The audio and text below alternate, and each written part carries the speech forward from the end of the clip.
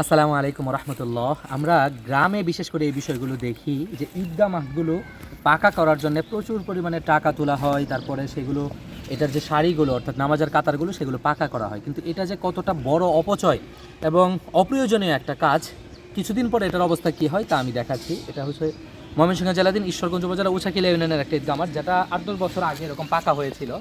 এবং এখন দেখেন অবস্থাটা, প্রত্যেকটা কাতারের মাঝ দিয়ে ঘাস ভাঙা। এবং এই পাশটা যদি আমি দেখাই, এই যে এই পাশের অংশটা দেখেন, এই যে এগুলো আসলে পাতা দিয়ে ভরে গেছে, অথচ এগুলো যদি পুরোটাই ঘাস থাকতো তখন কতটা ভালো থাকতো। এই পাশে দিয়ে দেখেন গর্ত হয়ে আছে।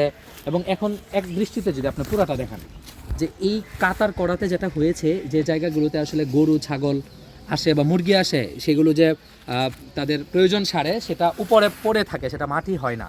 এর বাহিরেও সারা বছর যখন বৃষ্টির পানি পড়ে শ্যাওলা হয়, হতে হতে দেখা যায় যে 5-7 বছরের মধ্যে এই জায়গাগুলো নষ্ট হয়ে যায়। এই জন্যে আমি বিশেষভাবে অনুরোধ জানাবো, বিশেষ করে গ্রাম বাংলায় যারা আসলে এই কাজটা করতে চান, যাদের টাকা আছে, আপনারা এভাবে মাঠ পাকা না করে মাঠের দেয়াল বাউন্ডারি, মাঠে ঘাসটা যেন সুন্দর থাকে, একই সাথে মাঠের আশপাশে থাকা মসজিদ মাদ্রাসা সেগুলোতে এই টাকাটা খরচ করতে পারেন।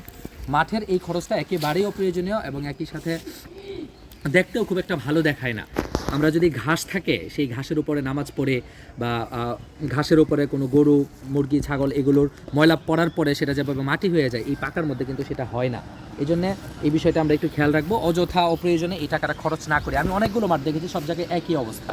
তো ঈদগাহ মাঠ পাকা না করে এটা ভিন্ন কোনো কাজে, সামাজিক কোনো কাজে, বাচ্চাদের শিক্ষার কাজে, আরও অন্যান্য কাজে আমরা ব্যয় করতে পারি। আল্লাহ সুবহানাহু ওয়া তাআলা আমাদেরকে বোঝার তৌফিক দান করুক।